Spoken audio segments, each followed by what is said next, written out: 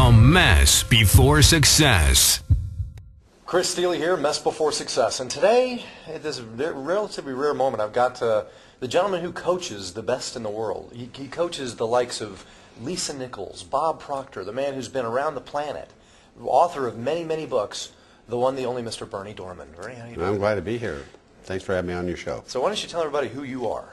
Well, I'm chairman of CEO Space, and we run the largest business training 5 times a year retreat for small business development and growth, and we take businesses and ramp them up to the next level, basically. And we take $100 million businesses and ramp them up. We take $10 million businesses and ramp them up, and we take startups and ramp them up. So we help people get customers and capital at a trade show. People are tired of that booth-to-booth, fighting it out, waiting for it. Like, did I win the iPhone? Did I win the iPad?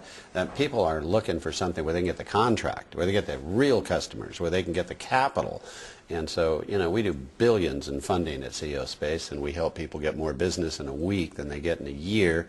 And you're doing it right now while we're on the, you know, you've had superstar after superstar coming on this thing just because of standing in the hallway at the place. You know? It's been a great experience. I mean, we got Shark Tank here with Kevin Harrington. We've got the biggest names in town, like Les Brown with a booth in there, and you can't beat it, really. Yeah. So you founded and created CEO Space a couple decades ago. What have you experienced that has been a challenge in your career? Because I'm sure there's been many, but maybe just highlight a couple things that you thought were going to stop you dead in your tracks that you persevered through. Well, I always tell people, Greg Reed is here, who is the author of 3 Feet from Gold for the Napoleon Hill Foundation, #1 bestseller, Don't Stop, 3 Feet from Gold. And I was raised with a gold spoon in my mouth. So I had a very wealthy family, very wealthy background out of San Francisco, maids and governesses when I grew up, you know, and I don't know kids really today that just a few percentage have all that, and you know, it shapes you when you grow up. I think Dad was tough on us, you know. I don't think we were spoiled really, because we had to pay for our own car, get our own insurance. We weren't just pampered that way, you know. So he made us, out of 9 kids, know the rules of how to be in life. But you know, I started my own brokerage firm. It was almost as large as Smith Barney, operated in 14 countries, publicly traded. So I was chairman at the top of a publicly traded brokerage firm, working with Morgan, Merle, Smith Barney, all the majors in the international funding game. And I'm saying, that's the headwaters of money. You can't get higher than that. I sold that when my father got sick and took care of my father till he died, and then started CEO Space. Now, during that time, my best friend from the 3rd grade that I knew all my life, who I did everything with, he became a prosecutor, and he'd take me to court a couple times, and I won. And I didn't know that that embarrassed him. I didn't know that that made him mad. And then he kept getting raises and more powerful, as you do when you're there for 20 years or so. And he took me to court on a criminal contempt charge, a charge of contempt. We fought that and fought that. I mean, 10 years we fought that, and we lost. Juries hate stockbrokers, I found. And I really felt we were, you know, telling the truth, and we're accurate in how we were putting our things forward. And you have to accept that loss when it hits you. That's tough, boy. I mean, to be convicted of a felony and you feel that that was wrong, and accept that and go forward with your life, you know. And to build up a worldwide company, a $100 million company, have the heads of the brokerage firms, have all the major players still deal with you, go to White House dinners, and have Russell Crowe now looking at the movie that they're making about your life. And go to lsapublishing.com and look at the movie trailer of Malicious Prosecution. And I always tell you, if I hadn't fallen in the valley, if my brother hadn't taken my multicolored coat and thrown me in the well, I wouldn't have ended up at Pharaoh's court. I wouldn't end up where God had his plan for me. I wouldn't be where God's plan is what's been going on. And so my lowest moment, I'll tell you, it taught me things about humility. It taught me things about not being at the top in a golden spoon family. It taught me about people at the bottom. I didn't know about people at the bottom that were raised in the projects. I can be really close friends with people raised in the projects now. They wouldn't talk to me and identify me. They won't identify with you. They won't. But when they know I went to prison, they talk to me different. I can get into their family and their soul. I can make a difference in their lives. I can move them up. And I've helped 1,800 of those kids in their teens not commit suicide. Now, am I glad that I went through my journey so those 1,800 didn't off themselves and they went on to own businesses later? And I am. I'm grateful. I'm grateful for my worst experience. And I always tell you, don't stop from 3 feet from gold. Don't let anything stop. Your worst betrayal, your worst nightmare is a gift. There's a gift in it. The frosting on your cake is your disasters. The frosting on your cake is your disasters. It defines you. It's what everybody talks about you. It's what makes you a better person. It's what makes you rise to authority.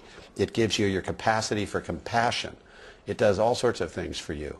And so never give up anything in your life, because everything that's going on is a great, wonderful adventure. And there's a gift in everything, especially your worst disaster. So the mess creates the success. If it hadn't been the mess, I wouldn't have some of the alliances and partnerships. People, when I got through that with such dignity, people wanted to show me that it didn't matter. It was like Men in Black. People in my game in Wall Street at the very top, they were doing Men in Black. Never happened. It made me cry to the degree of that. They actually did it with a little device and went never happened, and welcomed me back into clubs, etc. And I thought, this is amazing to me. I wasn't expecting that. I didn't have any idea what was going to happen like that. And so it magnified my life. I had no idea. I thought, you know, I'll tell you a famous story. It might be useful to you. And it's one of my great teachers who's dead now. And they took out, which you don't see very often, but they actually make one, which is a $1,000 bill. And you don't see those very often. And you say, and it's good tender. You say, do you want this? And you look at it and see it's real, and you go, yeah, I want that. They take it over and they crumple it up and make it just crumple up, and they'd hold it over here and say, you still want it? Yeah, I still want it. Stomp on it with their shoe, grind it in the ground, and say, now do you want it? Yeah, I still want it. Why do you want that? Because it's worth $1,000. And she picked it up, stretched it out, and gave it to me. Then she looked at me. Now remember, I'm after prison. Right after. And she said, then why do you feel that you're not worth $1,000 when the world's crumpled you up and smashed you down and put their shoe on top of you? And you think your value's changed? Your value hasn't changed, and the whole world wants you just like when you weren't crumpled. Put that in your pocket and take it home. And it changed my life. That was my mess as it relates to success. Bernie, it is such an honor. I really appreciate it. I hope it helps some folks inside their spirit and their soul, and especially those kids that might have had a bad day, or they've gone to juvenile, or whatever. That's the time to change your life. That's the time to move to greatness. I just had a teen here at our teen class, and he talked about being having a trouble with a marriage and a stepfather, and beating up his brother and sister, and being taken from his family and put in juvie and going to a foster home and being on probation. And then he got to this teen program. And then he stayed up all night, and in 48 hours, they created a company. And they created a whole branding thing and T-shirts, and they're selling stuff on the internet. And he's now a corporate, 17-year-old member of society, and he's so switched on and turned on, and he's trying to tell everyone that goes through his experience how to get out the other side, what the other side looks like, how great and vibrant the other side. His mess became his success. He said, I would have never got here. They would have never sent me here. I would have never got the hope of what this was. I probably would have died of heroin. He said, now I'm drug-free, I'm switched on, I'm turned on, I'm not suicidal, I'm with a different set of friends, and I'm making corporate adventures and moving forward as chairman of a company. I'm 17 years old, and I'm straight 4.0 in high school. Well, if he hadn't had the mess, I don't think he would be 17, chairman of a company, and 4.0 in high school. His crumpled bill is worth $1,000, and so are you. Awesome. Thanks, Bernie. Appreciate all your wisdom. Thank you for having me on the show. I hope that helps someone. It was wonderful. Thank you very much. The Mess Before Success.